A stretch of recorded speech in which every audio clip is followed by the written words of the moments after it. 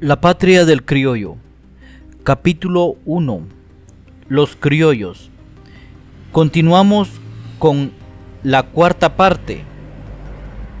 La superioridad de los conquistadores. Para esclarecer este asunto tenemos que recorrer con la mente durante unos instantes perspectivas históricas amplias. El recorrido nos traerá por sí mismo de nuevo y directamente al asunto que nos ocupa. Recordemos que la conquista de América fue el triunfo de unos cuantos grupos de aventureros desaparrados y alejados de su ambiente sobre vigorosas organizaciones indígenas que vivían a lo largo de inmensos territorios. El descalabro que sufrieron grandes sociedades como la mexicana y la peruana, no digamos los pequeños cacicazgos de Guatemala, basta para indicar que había una aplastante superioridad de parte de los conquistadores, quienes, integrando cortes, huestes y usando elementales argucias, lograron ponerlas bajo su dominio en poco tiempo. Negar la superioridad de los conquistadores sobre los indígenas es una necedad aún más grande que atribuirla a motivos de sangre, porque el aserto de la superioridad racial al menos tiene sentido para los opresores del indio. Fomenta la creencia de que su sojuzgamiento fue un fenómeno determinado por causas biológicas. Es un disparate que beneficia a quienes lo sostienen. La postura romántica, en cambio, negando a secas cualquier tipo de superioridad a los conquistadores, deja en la oscuridad las causas del rápido y perdurable sometimiento de los nativos. Y esa oscuridad, lejos de beneficiarlos en modo alguno, depara las menores condiciones para la supervivencia de los prejuicios. Una postura científica frente a esta clase de problemas debe rechazar con igual energía los prejuicios racistas y los prejuicios sentimentales, juzgando en estos últimos tan perjudiciales como aquellos. A principios del siglo XVI, España era uno de los países más desarrollados del mundo. Durante milenios había recibido los aportes culturales de las civilizaciones del Mediterráneo y del cercano Oriente, por las más diversas vías. Inmigrantes, avanzadas comerciales, como las griegas y las fenicias, dominaciones de muchos siglos como la romana y la musulmana, etc., habían sido introducidos en aquella sociedad. Los alcances de la cultura material y espiritual de muchos pueblos. Los ágiles caballos de guerra españoles, que en el siglo XVI hicieron estragos en América y en la propia Europa, eran producto del desarrollo de la ganadería caballar más antigua, pasando, claro está, por la romana y la de los árabes.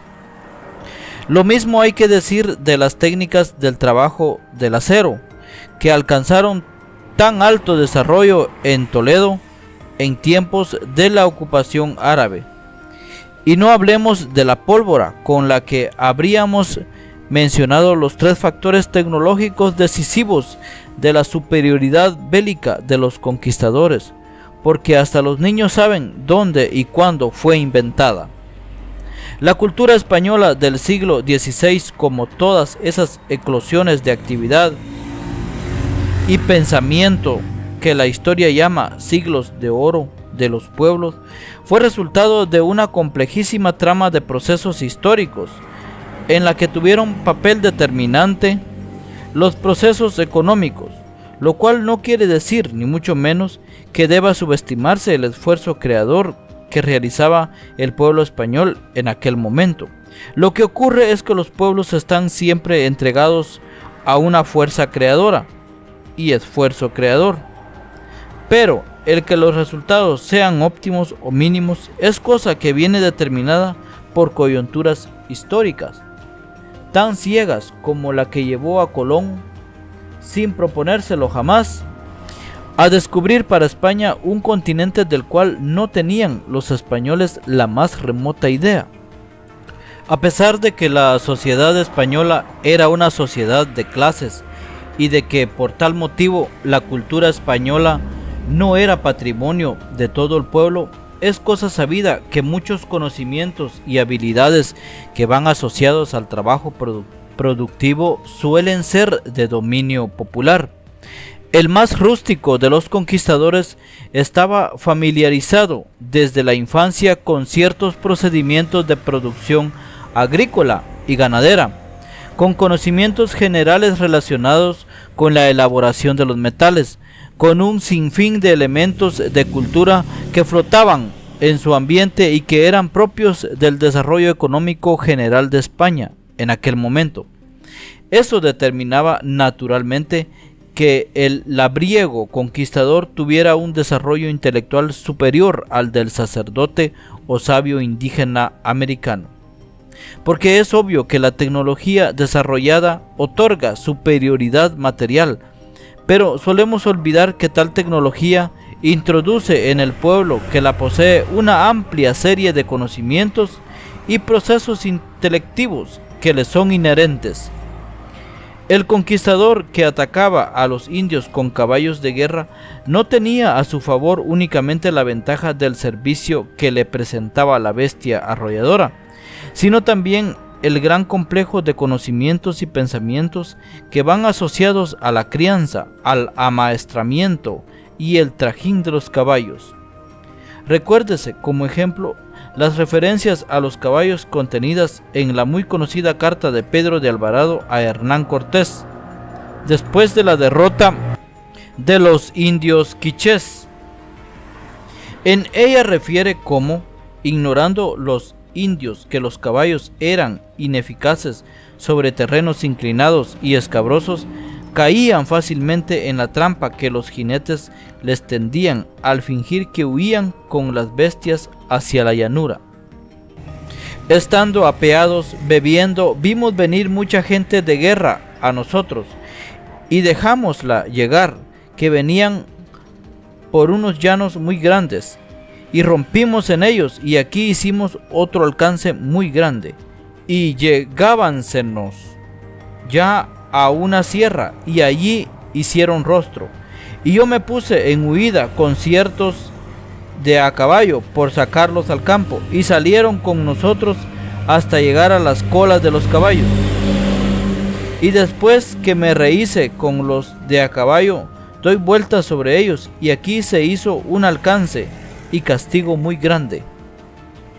He allí una semilla muestra del fenómeno general cuya importancia se quiere subrayar. La superioridad de desarrollo tecnológico conlleva una superioridad intelectual que opera en las más variadas situaciones. Superioridad cultural en el sentido pleno del concepto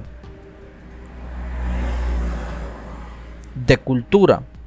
Disponibilidad de más recursos materiales e intelectuales que significaban mayor dominio de la realidad. Todo ello como resultado de un proceso histórico peculiar. Tal era la superioridad de los conquistadores sobre los indios al momento de la conquista. Podríamos cerrar este párrafo indicando que la idea que en él se desarrolla no es nueva. Si bien hay sobrante Fray Bartolomé de las Casas, cosa al recordarles que los indígenas de la península ibérica, al tiempo de ser conquistados por los romanos, se encontraron en una situación igual a la de los indios en el siglo XVI. Quinta parte. La conquista como fenómeno económico. Pero explicar la superioridad de los españoles en el momento de la conquista no significa todavía ni mucho menos haber explicado las causas por las que los indios quedaron en una situación de inferioridad permanente que duró 3 siglos de coloniaje y aún mucho más. Y es eso lo que nos interesa, lo que realmente traemos planteado como problema.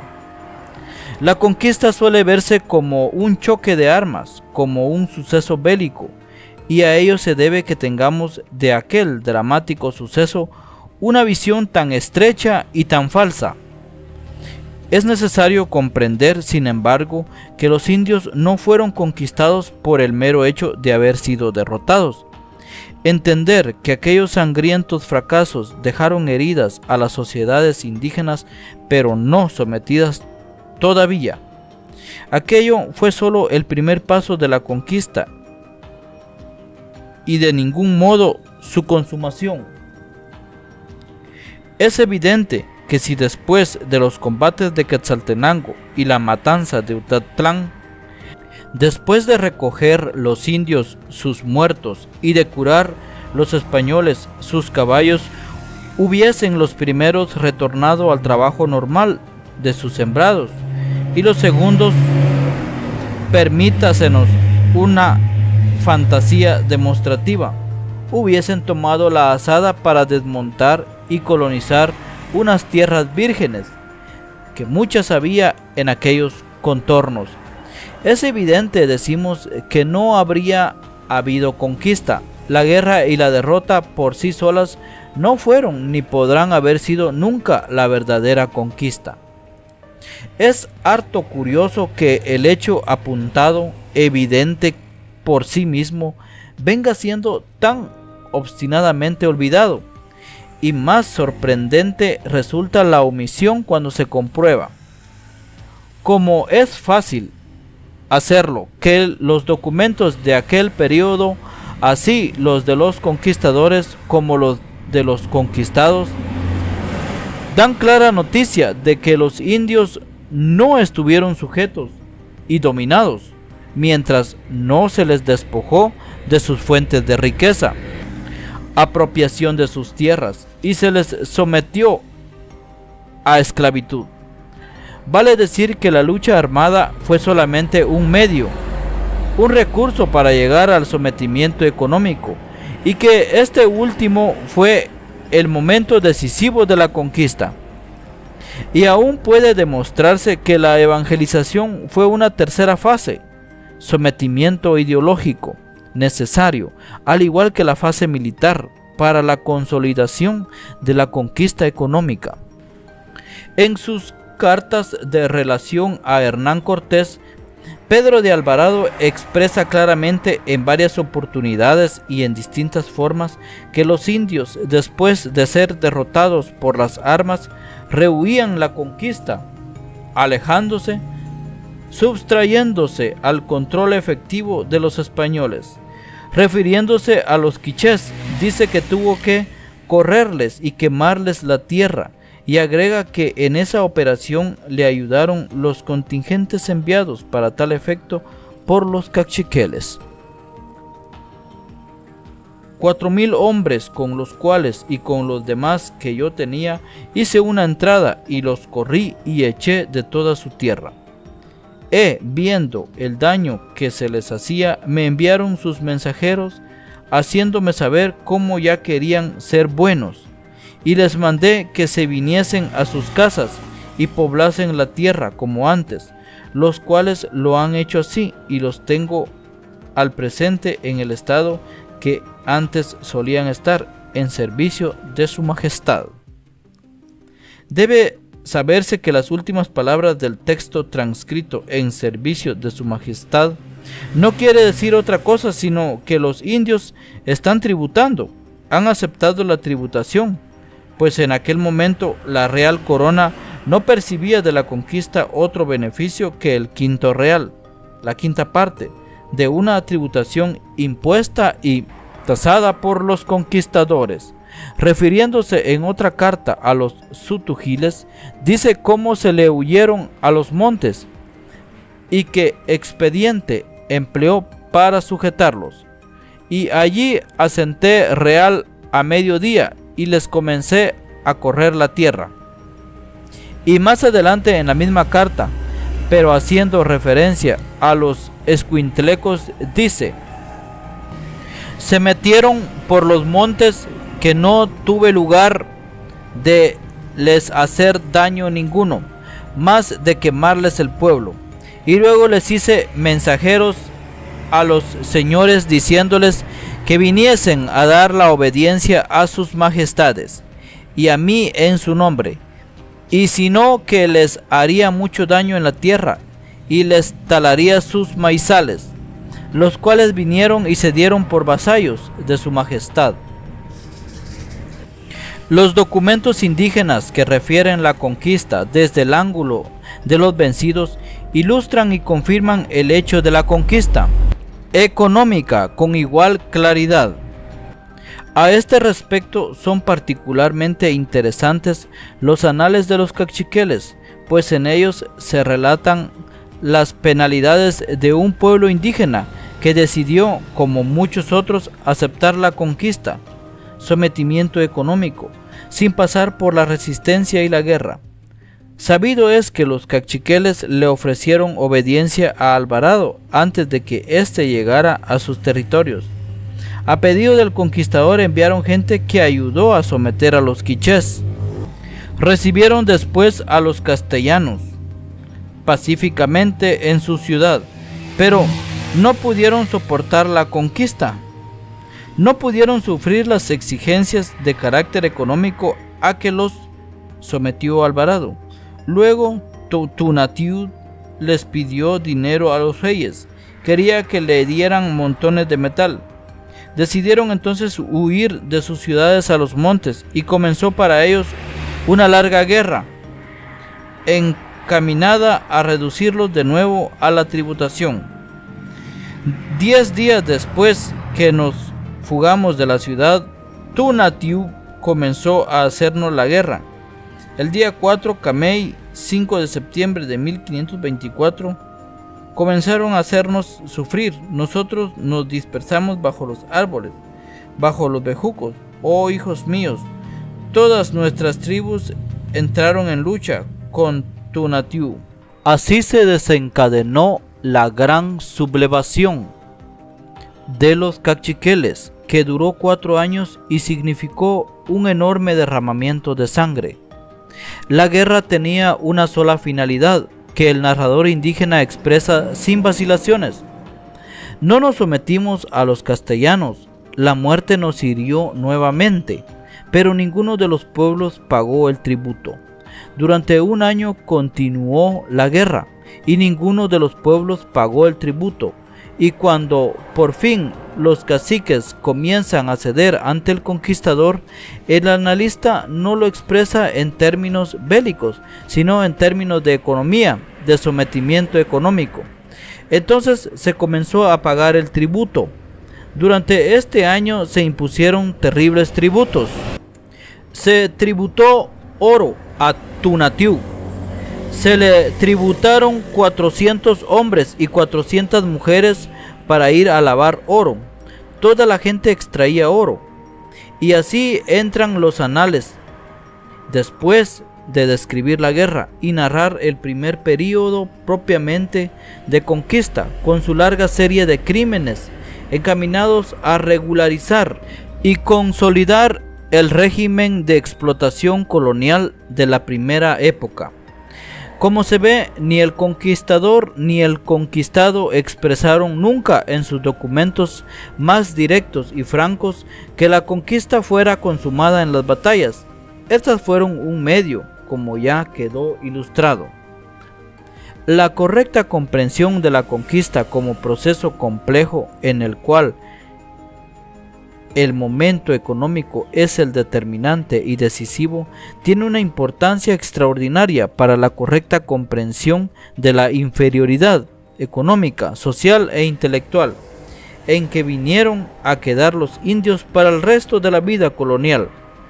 No se puede entender el segundo problema si no se ha entendido el primero, y debe suponerse que ese ha sido el motivo precisamente por el cual se ha rehuido siempre el análisis científico de la conquista, presentándola como una epopeya. Al ocultar su esencia económica, se esconde el factor determinante de la inferioridad de los indígenas y en el contexto de la sociedad colonial. Después de ser derrotados, los indígenas fueron obligados a tributar despiadadamente, fueron despojados de sus tierras, sometidos a esclavitud y ulteriormente a servidumbre. En capítulos venideros examinaremos con algún detenimiento esos temas. Lo que aquí interesa dejar asentado es que los nativos, puestos en una situación económica malísima, obligados a trabajar en las condiciones más duras para único provecho de sus amos, se vieron en adelante privados de toda posibilidad de supervivencia, todo lo cual se puede reducirse y conviene hacerlo en busca de la máxima claridad al siguiente esquema causal: inferioridad tecnológica y por ende de cultura general en el momento de los primeros contactos y las luchas armadas, sometimiento económico y conversión derivada de las condiciones a que quedaron reducidos los nativos. Quiere decir pues que cuando el grupo social de los criollos comenzó a elaborar y a esgrimir el prejuicio de su superioridad hispana, prejuicio básico en la ideología del grupo, el factor determinante de la efectiva superioridad que tenían sobre el indio no era la ascendencia española en términos de sangre y estirpe, sino la herencia de la conquista en términos de riqueza y poderío. Gozando de condiciones de vida muy favorables, ellos podían cultivar y desarrollar todas aquellas capacidades que no podían aparecer desarrolladas entre los indios. Cerramos aquí el ciclo de reflexiones que se inició al afirmar que nuestro criollo Antonio de Fuentes, descendiente de conquistadores, funcionario perpetuo, propietario de cañaverales y tierras de trigo, era un típico heredero de la conquista. Cabe esperar que el lector esté ahora persuadido de la importancia de ese rico concepto histórico, herencia de conquista, para la comprensión de la realidad y el pensamiento de la clase social que es tema de entrada y de nuestro estudio.